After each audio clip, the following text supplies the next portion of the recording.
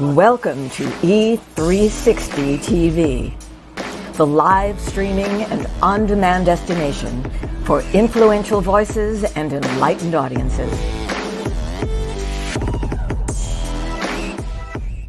We offer trending, grassroots, and purpose-driven content across a diverse range of interests. E360 TV is more than just watching programs. We offer the ability to interact with live shows connecting audiences to real, authentic influencers and storytellers while streaming to millions of devices.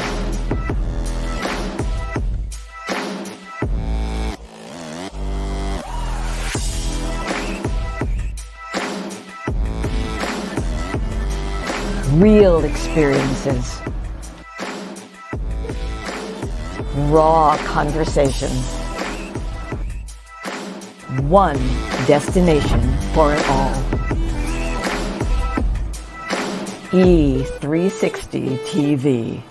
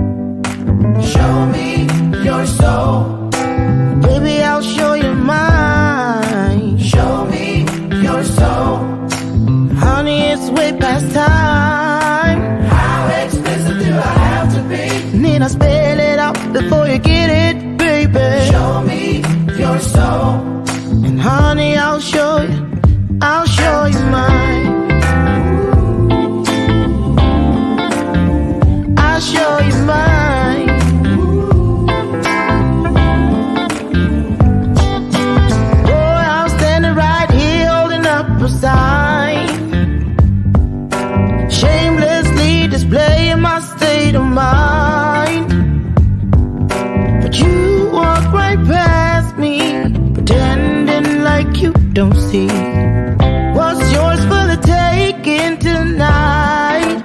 Ooh, show me your soul, baby. I'll show you mine. Show me your soul.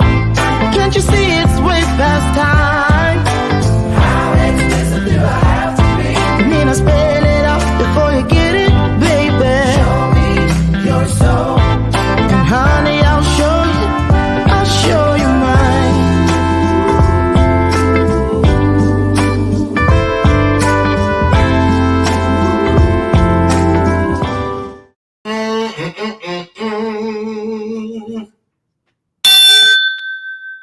Good morning. Good morning. I look a little bright. What do I look like for? Okay, that's not so bad. Hi. Welcome to Monday, the 11th of October. How are you? Welcome to today's installment of Bathrobe Moments. I'm your host, Lauren Michaels Harris. How was your weekend? How was it? Well, let me tell you what I did. What did I do? Oh, I had to go out of town yesterday, so that was all this. But I listened to a great book, The Overview Effect by Frank White. Wow. It's awesome. I'm not finished. I think I have 2 chapters left. It was awesome. Brian put the rest of Halloween Central together. So there are goblins and witches and everything. I want to show you that side. Hope I don't mess up the camera. Look at this. Look in that corner. Can you see that? The sign in the corner? Do you know what it says? Look at that skeleton guy. It says, "It's October, witches." How they used the B word and changed it to witches. Isn't that funny? Yeah, so it's Halloween Central. This is an exciting week. It is our anniversary week. Yay! Anniversary marriage year number 4. So that is Thursday. And so we have something, I don't know, it's a surprise on Thursday. And then Friday, we're having some friends over for a cocktail party here at our home. And then going out to dinner with some more friends on Saturday. Boom. Yay. So excited. Man, just love being married. I just do. I do. I love you, honey. So, and what else? Oh, P3 Saturday at 1 o'clock Central. There were 8 of us, 8 people came, and then myself. For the eight registered, 8 showed up, 8 stayed. It was just absolutely phenomenal, if I say so myself. Interestingly enough, I knew all of these people prior to Saturday's meeting, and it was like a free preview of my new work, P3, Purpose, Passion, and I'm still picturing everybody. It's patience, purpose, and passion. It's everything I know about how I get to do what I do every single day, not just in this chair for Bathrobe Moments, but every day from sun up to sundown. And I've never been more complete. I've never been more excited, more fulfilled, more humbled, more everything than I am right now in my life. And one of the main reasons that is so is because of people just like you. Seriously, when we come together, just like we're doing right now, and we fulfill what I believe to be that greatest promise in the universe that tells us don't do things alone. Don't try to be by yourself. It's not the power of me. It's the power of we. And when we come together in a like-minded, in a oneness, in a collective spirit of just everything positive and good, wonderful things happen. And so Saturday was one for the record books, you guys. If you were there, drop your comments in and what you thought about it. And there'll be another one in about 2 weeks. I have to go to Salt Lake City, Utah in a couple weekends to speak. And then after that, we're going to do it again. And then I'm looking forward, November 10th, I am speaking to 555. Sherry, you told me about that number. 555 social workers dealing with all kinds of burnout and stress and just all kinds of things like that. We're going to speak to them and empower them and hopefully pour something into them that lifts them to a new level. That's November 10th. So excited. So today, help me welcome to the show as every day, my sidekick. Here she is, Miss Lucy McGillicuddy Ricardo. Guess what the name of this coffee is? I just opened it today. Hot buttered rum. 2 of my favorite things in there, butter and rum.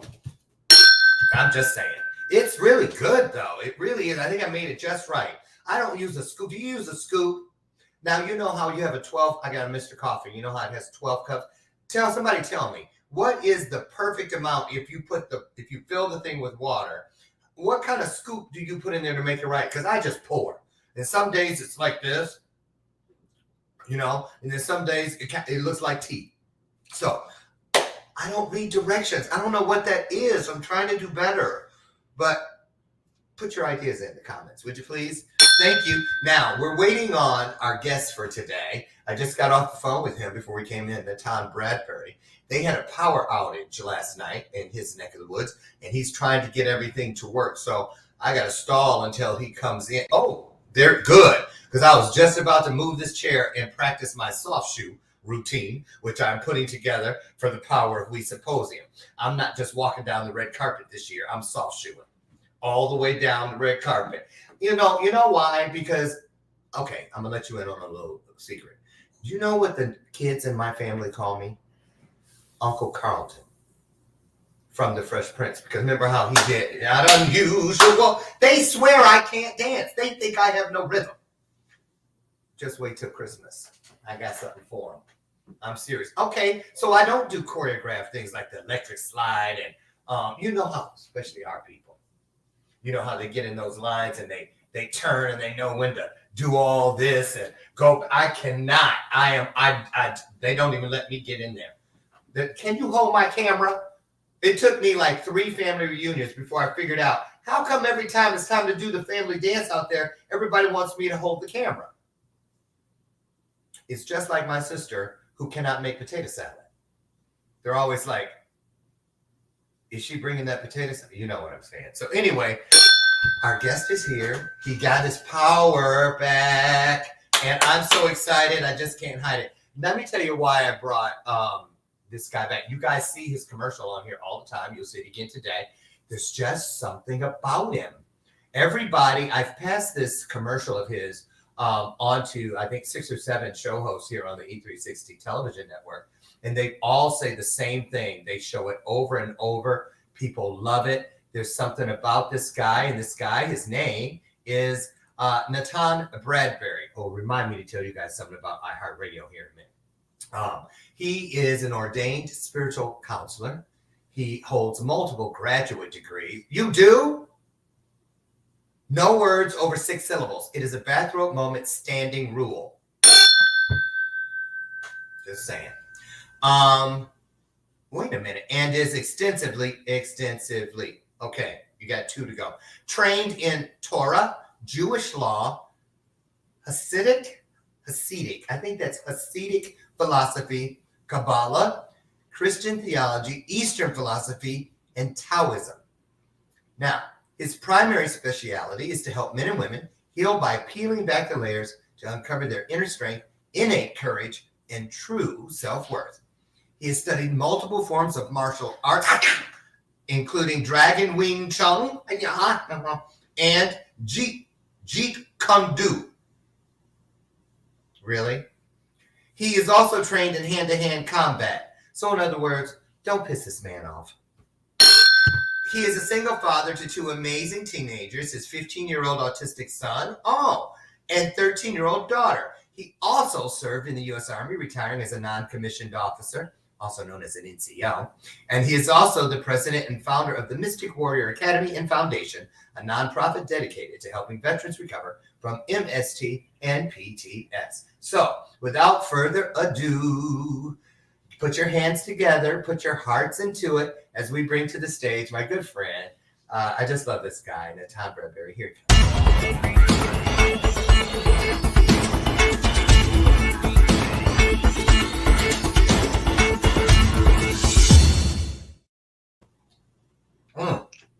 Let me back this thing off. My head's too big.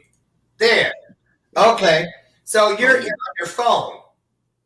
I opted for the phone. I could not get the computer working for me, so I said, you know what? Turn it this way. See if it'll go to that way. Yeah, there. Now we match. All right. Yeah. There we go. So how are you? I'm doing well. I'm doing really well. Been through a few challenges in life, but I think that our challenges are what make us. So amen.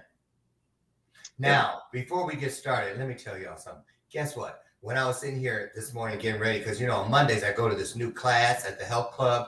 I got rid of the personal trainer, the young 24-year-old guy. He wasn't showing me nothing, and got this woman who I saw working out all the men over 50, and you see them kind of like limping away. So I was like, I'm going to her class. It can't be that hard.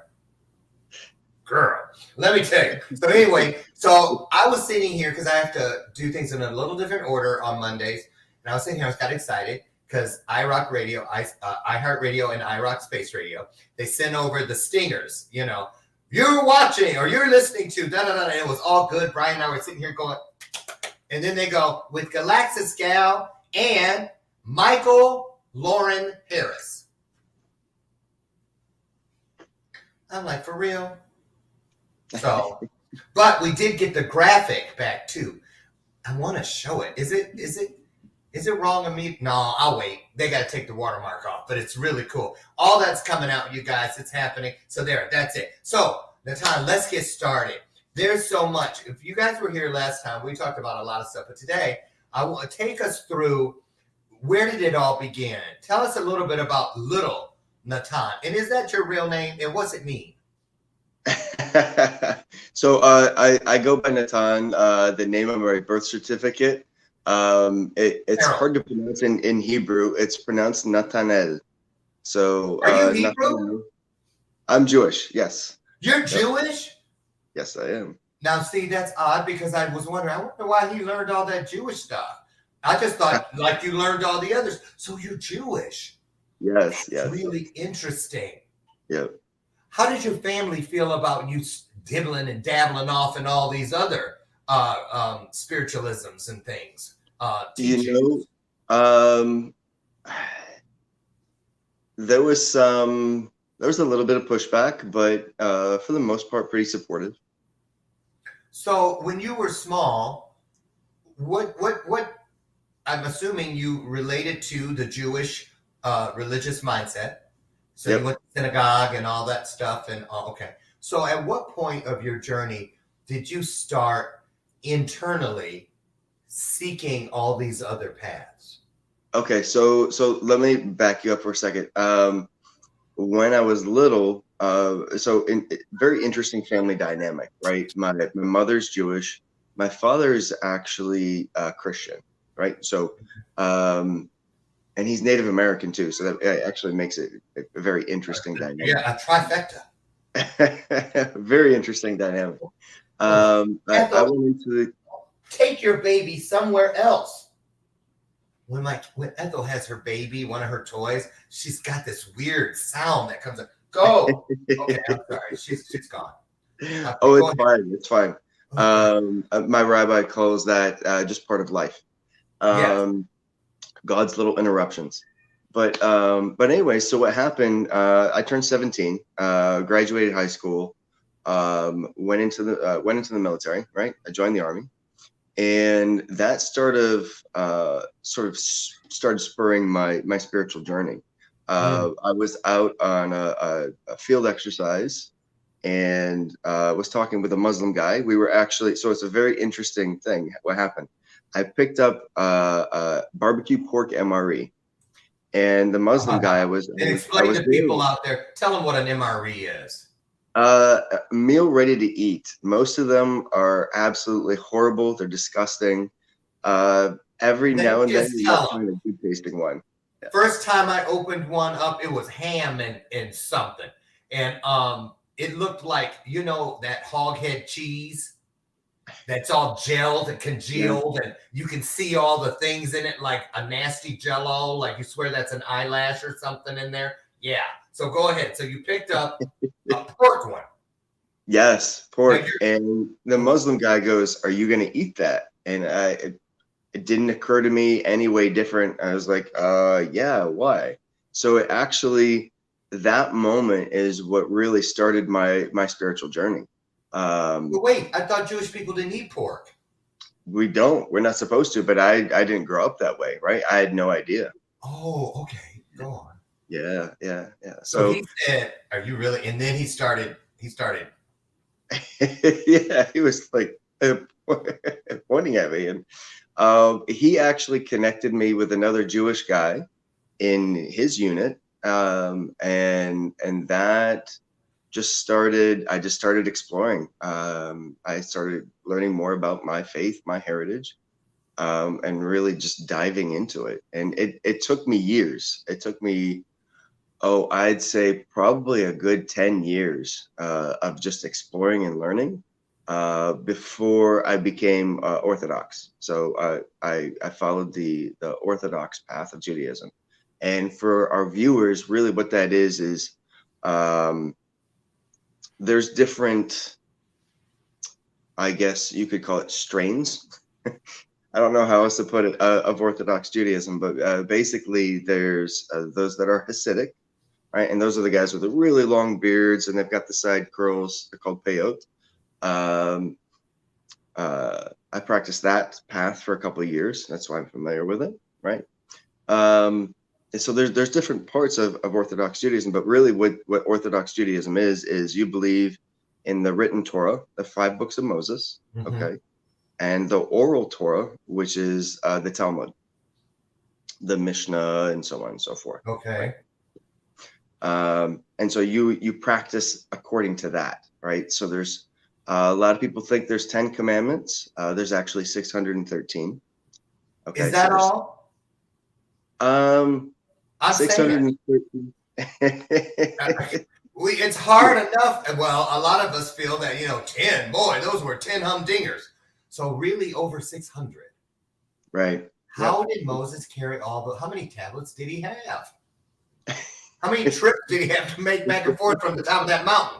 So, okay, here's my question. I'm back in another page now, looking again at your bio. So 1, 2, 3, 4, 5, 6 7 that are listed here. What would you say, NATAN, would be the golden cord of truth of what is the one thing that you found within every practice that you have been a part of? So it's very, very interesting to me. With my study of Kabbalah, what I've learned is that there is a universal underlying truth within the Torah and Kabbalah that you find in almost any religion. You could sum it up as love your neighbor as yourself, right? So that would be the underlying universal truth. And what's very important that people miss in that is loving yourself. Yes, love your neighbor, but love yourself. So what does it mean to love yourself? And how do we get to that point, right? And so that's really what I focus on with teaching at the academy. So what about this one? Since you I think this kind of ties in. I've always believed that, and this is how I found my way to the place I'm at today. I refer to what I ascribe to as being, I refer to what is greater than. Because now where I find myself, it could be a moth, it could be the wind, anything that has a life force or affects life with force. Fire, water, air, all those things. And then everything with a living force, plants, trees, animals, all of it. Because they can do things that I can't. Anything that can do something that I can't and is alive or affects life is greater than me. So I love it all. I really do. And it's really helped because I used to be one, look at that spider. Now I don't. Now, if something's bothering me, Jade Phoenix taught me, she's a light worker.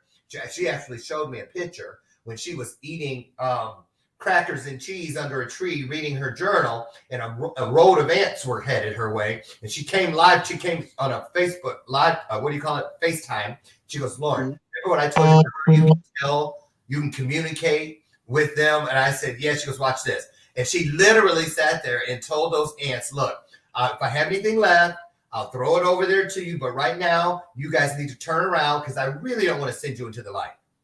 And I'm not kidding you. Instantly, the entire column turned around and went the other direction. So ever since then, I do that. And I don't just jump to, because, with the pandemic, I was thinking, what if that's greater than saying, you guys are so quick to destroy, so quick to just think like it's my way, how what if it were you? How's it feel if it were you? You see? So let me ask you, when I believe, like when you hear Aesop's fable, nursery rhymes, any story that has and the moral of the story is the Farmer's Almanac. In there you can read, don't stand on the fence. No, don't put one leg on both sides of the fence. You'll piss down the middle. In the Bible, that's the same thing, in my opinion, as, don't be lukewarm, be hot or cold. Even hieroglyphics, it seems like every human, no matter where or what time they lived in history, we've all had an equal chance to find this golden circle of purpose. Tell me what you think about that. I absolutely agree, right? And where I was going earlier with that is with my studies, I have seen there is an underlying theme within, especially within the Eastern religions, right?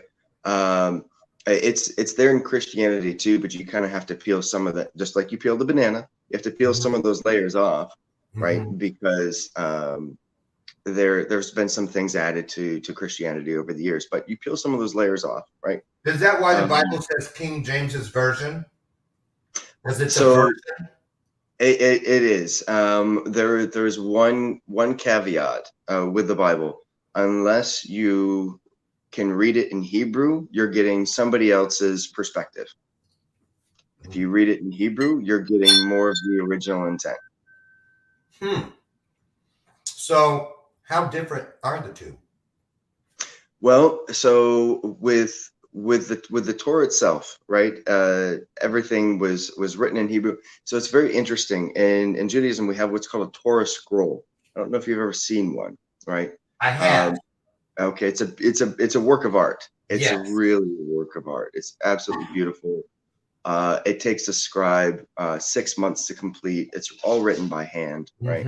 Every single thing is. Yes. And every single letter is copied from a previous Torah scroll. And that's been done for thousands of years, right? So you have the accuracy and the validity over thousands of years of Wow. time, right? Chill. So it's pretty amazing. It really, really is, right? And so when you're reading in the Hebrew, that's when you come to understand, okay, there's some differences there between what's in English and what's in Hebrew. I wouldn't say that they're significant differences, excuse me, but there's enough, right? So where you get a better feel and understanding, for example, let's see, we'll use Genesis as an example. Okay. It says in Hebrew, Bereshit, bara Elohim et hashemayim ve'et haaretz, right? Okay, so in the beginning, created God the heavens and the earth. In English, you get in the beginning, God created the heavens and the earth. It's a little bit different.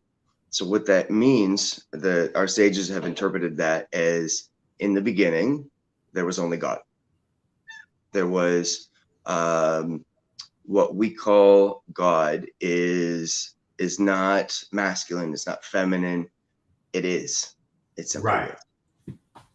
Right. Let me ask you this. I personally, the thing that I pick up from you, and I know I can't be the only one.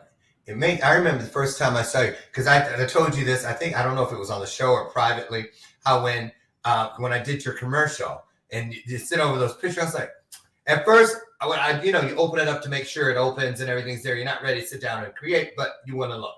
And I was like, oh, Lord, not one of these. Really, I was like, what in the world am I going to do with that? And then I got in there, and it just happened on its own. Now, what I'm getting at here is there is, for me, I can't speak for anyone else, but for me, there's something around you, like a cushion. This, I don't know what the word would be. I don't know if they've even created it, but there's this peace center, this thing that runs around and through you. I feel it, I can see it. And I wonder if you know what I'm talking about. What would you say that is? Because I have a feeling that was a part of your conversion. It's like that thing that makes a person seem like everything about them is a whisper, if that makes any sense. It does. It does.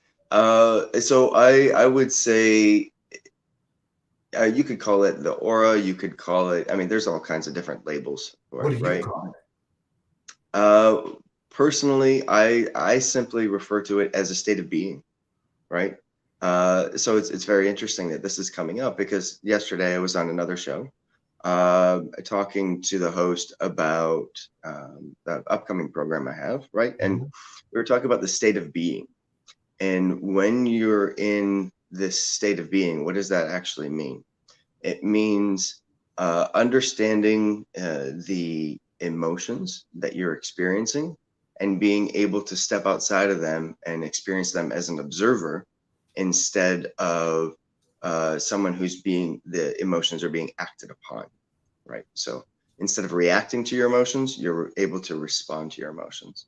So that's something I've practiced over the years. So that's probably where that's coming from. It is. More, yeah. It is, because I got a download while you were speaking it. So here's the next piece to this.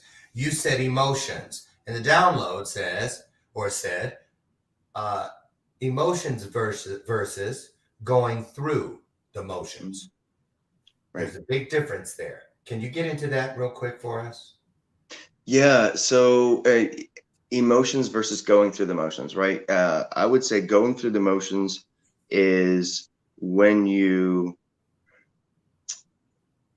could call it emotionally checking out, right? That's what just came up for me. So when you're emotionally checked out, you're just going through a routine, right? You're going through the motions.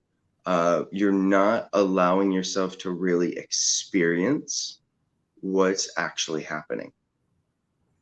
That's going through the motions versus Exactly. experiencing those emotions, right? And allowing yourself to experience those. And some of those can be very joyful. Some of those can be really painful. But when you avoid that pain, you're really just kicking the can down the road, right? It's going to come up at some point. See, a lot of people, like in traditional Christianity, I knew when I finally got the courage to say, okay, I don't want religion per se. I want spiritualism. And it took me a long time to have the guts to say it because I was afraid, like, don't strike me, because that's how I'd been groomed, you know? But then, the reason I was able to make that choice was I did not want to be a pew sitter, a person that just went to church. You know, some people go only on Christmas Eve, you know, things like that. Communions and things like that. I wanted an interactive experience with what is greater than myself. And here's what I'd love to talk about, because I know you have some of the pieces to this. It was like, and I can't remember much about how it was before it is. I know that sounds weird to some people, but it erases, I think, so that I can't follow those footprints back into the darkness. The light is going in one direction. You see what I'm saying? As far as momentum. But what I want to know, or maybe you could shed some light on for us, is, you know, a lot of people, they feel they go through things, they go seeking, they go sit in churches, or they go through a program, or they go through some coaching, or they find themselves a mentor, or whatever it may be.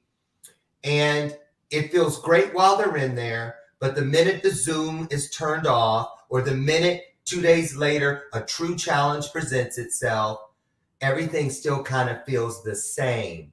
And it's that I really wish I could remember that exact moment. I don't know if it was one or a combination, but shed some light, if you could, NATAN, on how people can know they're inside of the process. Because some people think it's like Genie.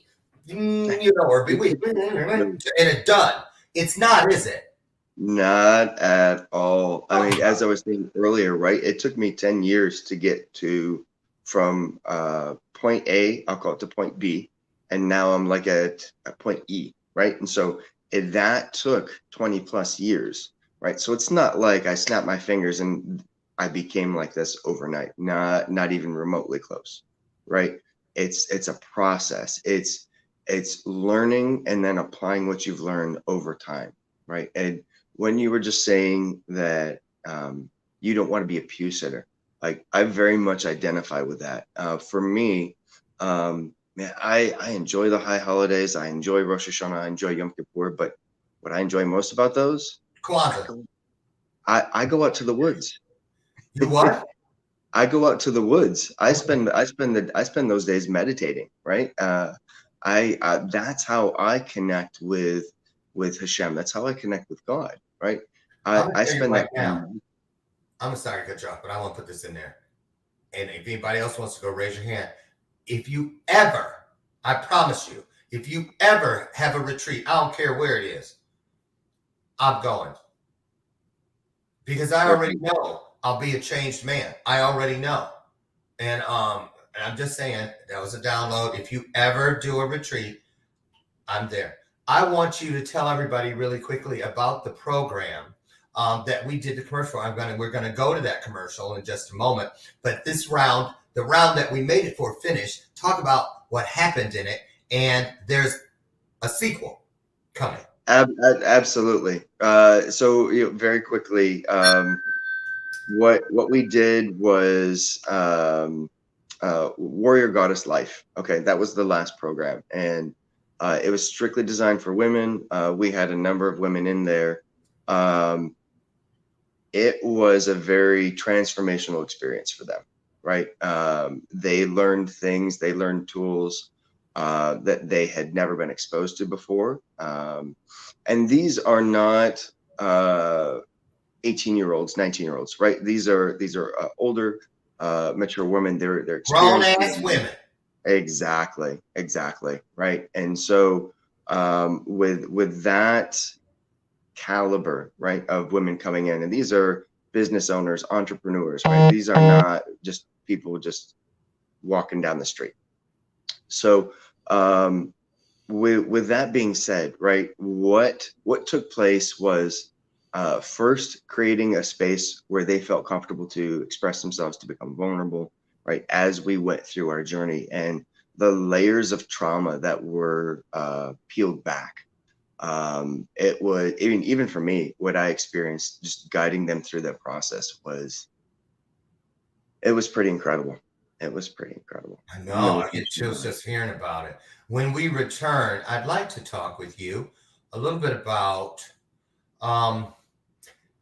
downloads or the voice, or you've been through so many different paths.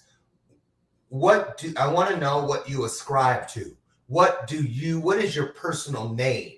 What is the conversation like for you, and what you ascribe to be greater than you? That and more when we return. Get your question and comments ready. We'll be back in just a moment. Don't go away.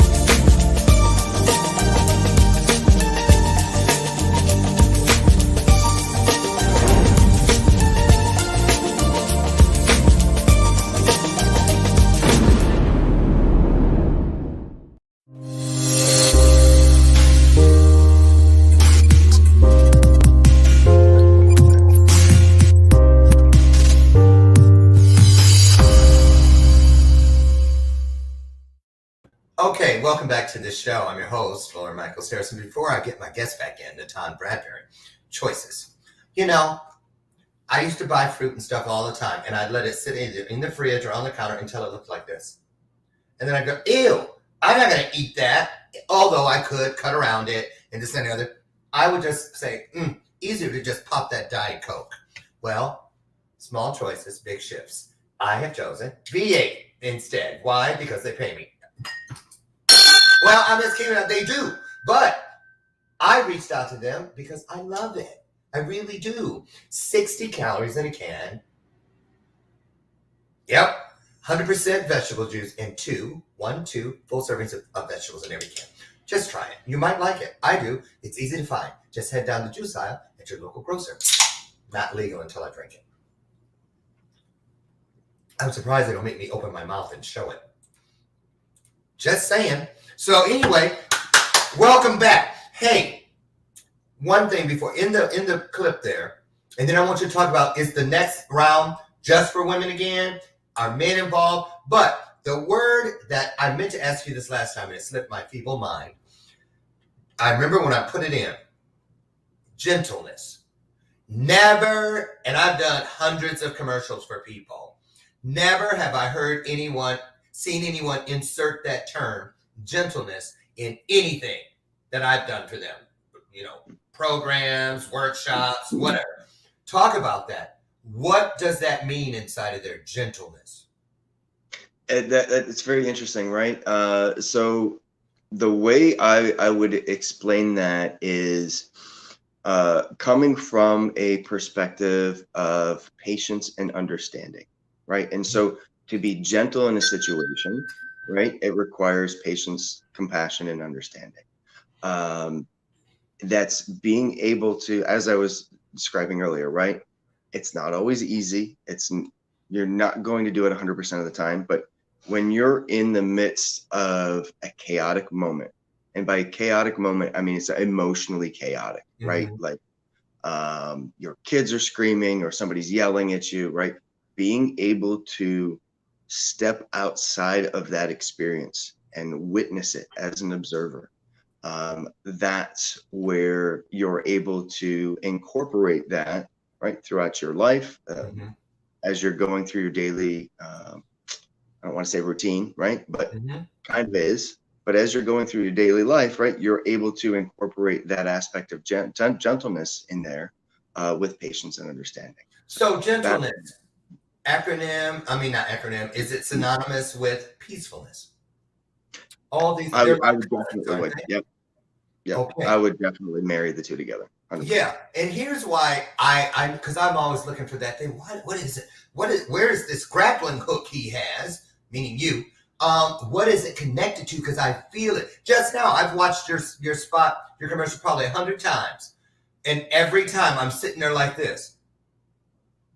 Even though through me, not from me, putting it together, I watched it happen.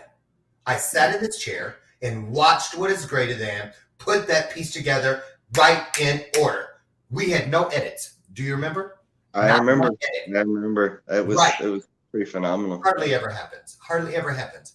And so I think for me, and tell me, do people come to you for this? Here's what I know I can get a big piece of the puzzle from you is I've always struggled with truly not just understanding something, but implementing it on a regular basis. And for me, it is the difference between reacting and responding.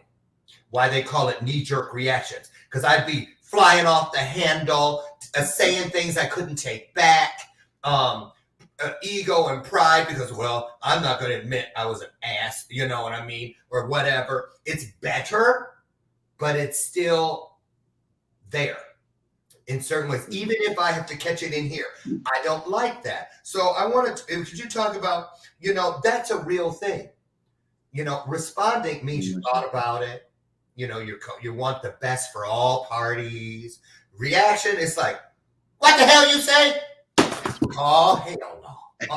You know, Exactly. Yeah, I want you to seriously. And a lot of that is because of trauma, because of unresolved issues, and on and on and on. Talk about that why this is so important. That they feel like hangnails, NATAN, these little things. And we walk around with them, chewing them off, and they grow right back as a hangnail. Talk about why it's so important that we go through these things through programs like your own, and we learn how to get rid of them once and for all. Is it possible? I wouldn't say you get rid of it 100%, right? Because what happens with a program that I would say even through me, right? So it really came through me, just like you mentioned, right? So where God really used me as a vessel, right, to put this program together for people. But what we do is we give you tools. We tell you how to practice, how to implement, right? And so what I do as I'm going through this process is, okay, week one, what are you learning? Let's do a check-in. Are you documenting what you're doing? How are you responding? So emotional intelligence is one of the classes through this program, right? Emotional intelligence is such a key cornerstone because it's understanding the emotions you're experiencing. It's learning how to respond versus react, right? And so when you do that, when you're in that situation, write it down, right? Document it. Okay, how can this is how I responded in this situation, or how I reacted. How can I do better next time, right? And continue that progression, continue that practice. It's really just a matter of having those tools and then continuing to use them on a regular basis. Because I can promise you, and my kids will tell you, there are times when I go full drill sergeant on them. And for those who aren't familiar, right, drill sergeants yell and scream. It's kind of part of what they do, right? But I've had those times where I've blown my lid, right? It happens. It's going to happen, but through that progression, you understand, okay, here's what happened. Here's how I can do better next time. And not only that, as you learn these tools and implement them, the challenges will get harder.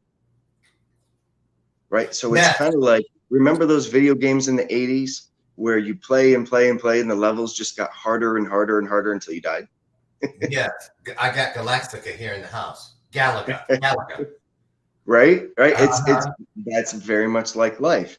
So as you level up, right? As you learn these tools and as you progress and practice, the challenges on the next level, they get harder. And then you implement more, and then you level up again, and then they get harder and harder and harder. But the good news with that is you're learning more, you're becoming more, you're growing as a human being, right? And so that's why we're here in life, is to have these experiences and to grow as human beings, to fully step into that being state. Right? And it sounds good. And when you say it like that, we all want some. But what about, there's so many of us who, you know, it's like we can see it in other people, or so we think, but when it comes to our own pot, it seems like we watch it, but it never boils. Talk about how we know it's working. Because I know one thing I learned in my own journey, practice is the word, because that means that you can't have a shared custody agreement. You can't pick it up on weekends and every other holiday. It must be practice.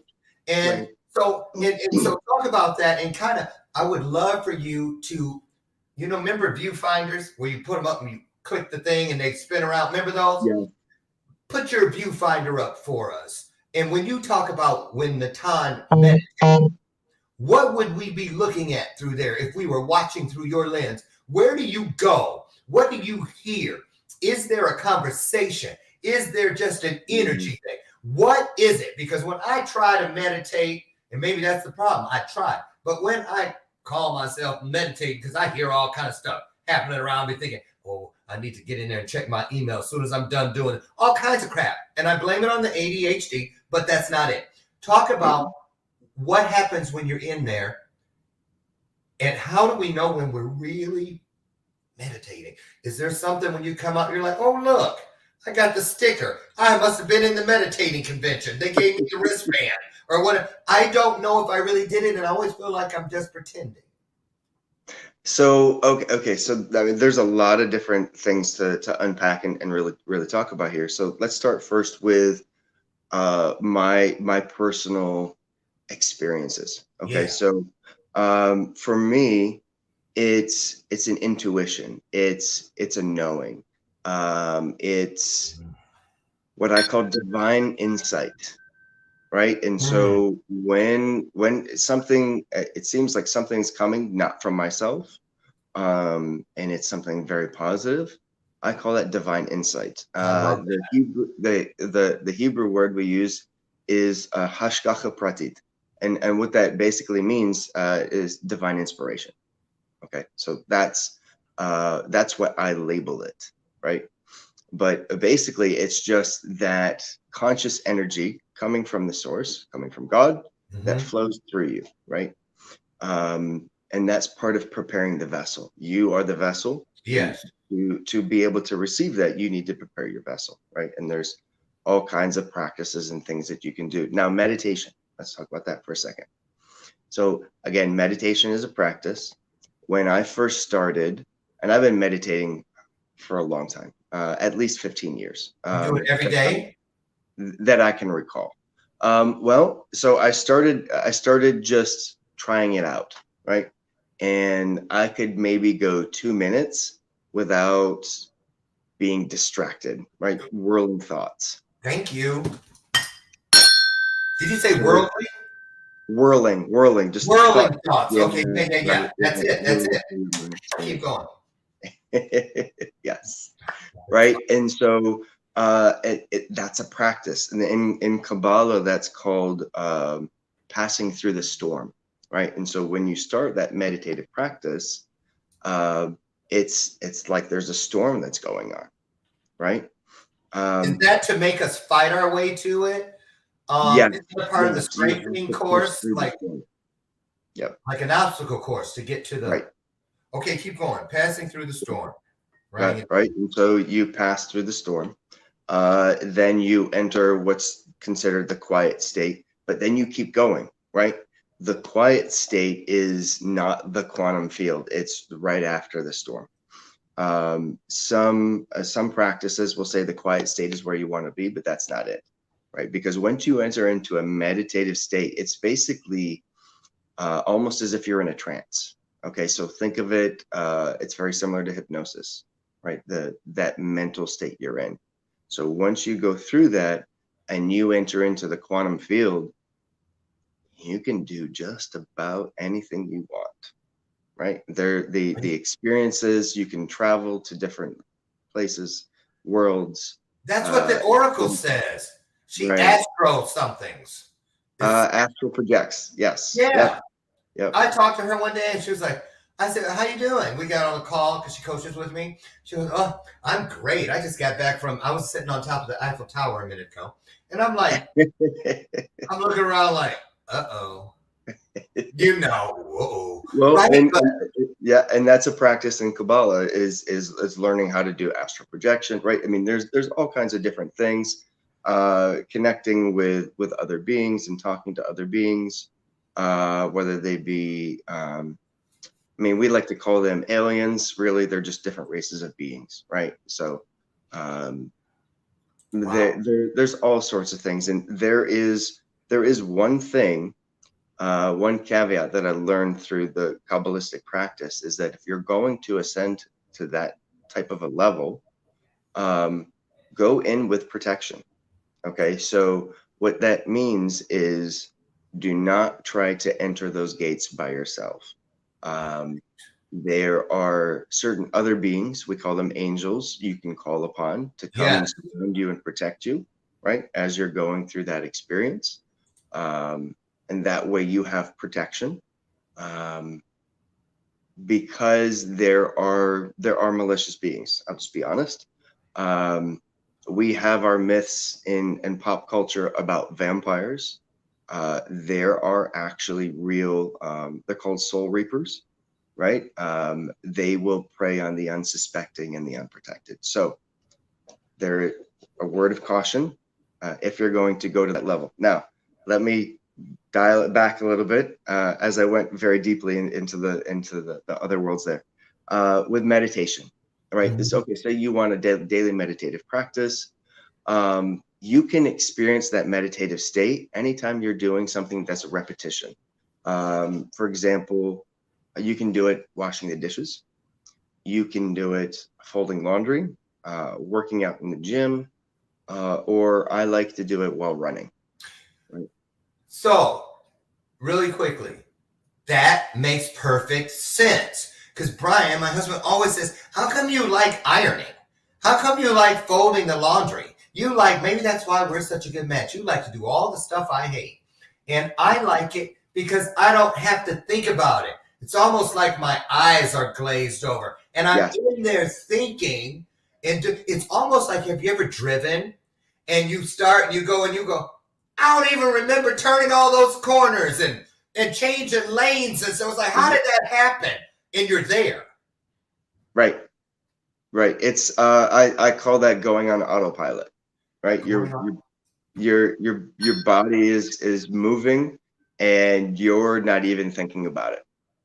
So is that a tandem? Is that a bicycle built for two?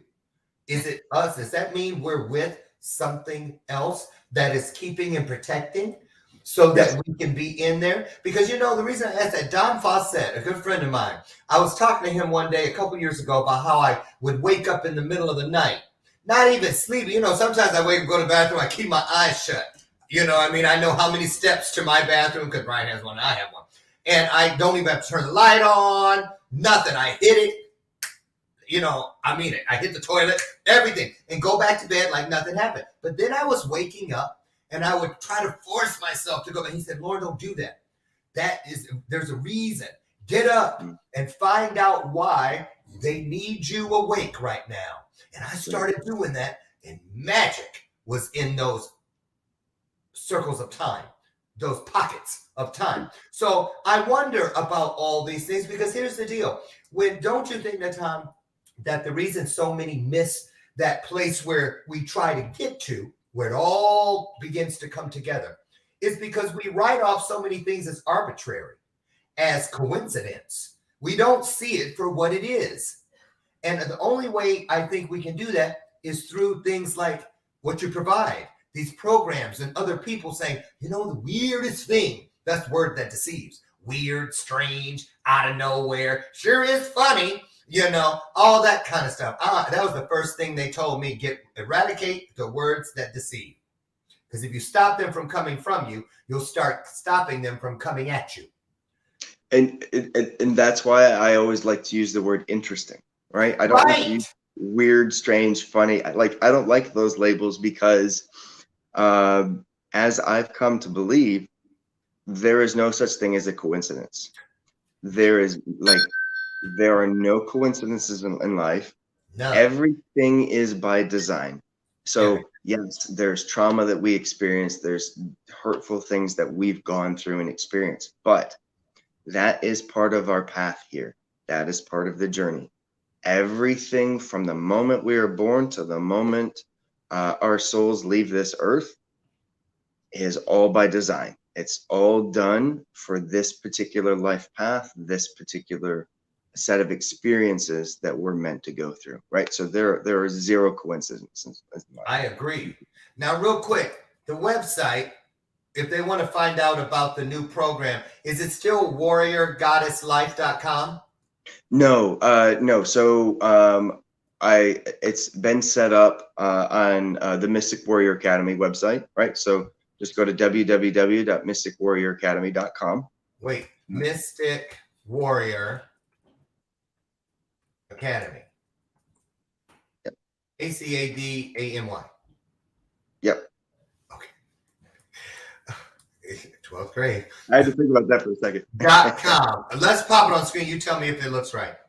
MysticWarriorAcademy.com. ACAD. Is there an E in there? Yep. EM. Oh, see, that's why I went on you. Don't blame it on me, y'all. So change it to the correct spelling.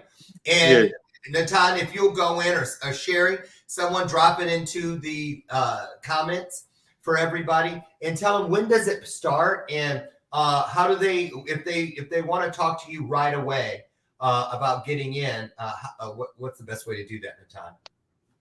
All right. So you can reach me directly either through Facebook or let's see, let me close that. There we go. Okay. And I've got your Facebook. I'm going to drop that right in for everybody. Perfect.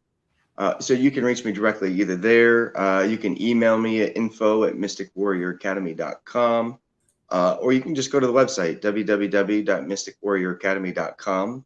The new program is called Way of the Divine Warrior. Way of the Divine Warrior. Totally different than the last one. So will there be people in there that were in the last one, or is this No. So it's similar. A little bit of it's been changed up a bit, right? So the structure's a little different, the format's a little different. Some of the content's similar, some of it has some new content in it, but this is for men and women. I've had at least 2 couples come to me and said that they both wanted to do and were interested in the program. So I said, you know what? Let's just open it up to men and women together. Awesome. And we'll get people in there. And start date? Life's changed. When's the start date? We start on the 18th. The 18th of October. Yep. Oh, you got a week, exactly a week to get in there. Again, in your comments, I've just dropped NATAN's Facebook connector, and you also have the Warrior, what is it called? Oh, Way of the Divine Warrior. Way of the Divine Warrior. It's inside the comments. Reach out, learn more, do better, take bright to brighter, strong to stronger, bold to bolder. NATAN, it's always a pleasure. Man, I need to get some one-on-one stuff from you, and I really mean that. I feel it, I sense it, and I'm just anxious to keep growing in order to keep going. So I don't want to go unless I grow. That's just my motto. That's my mantra. Yeah. And I hope that you all have found some benefit today. I know that I have with this conversation with NATAN Bradbury. I certainly hope that I don't know where you'll find it. I just know that you will, as long as you continue seeking. That's all we are told to do. Now, here's the easy part. Get out today, change the world. Everything you encounter, every person, every situation, make it your heart's desire, your soul's desire to just leave those things just a tad bit better than the way you found them. When you do that, you're going to see wonderful things transpire. You're going to see wonderful things manifest right before your eyes. Join me tomorrow out front at 8 a.m. We're going to have our experts are back, all three of them, Tim Chung, Tracy Randolph, and the Oracle of Apollo will be here as well. So we'll see you, God willing, at 8 a.m. Central. Get out there today and be the best you can be, but be even better to everyone else. NATAN, God bless. Thank you so much. You're welcome back anytime. You guys, get over and check out. Click the button and get inside this program. You won't regret it. I'll see you tomorrow. Have a great day. Bye.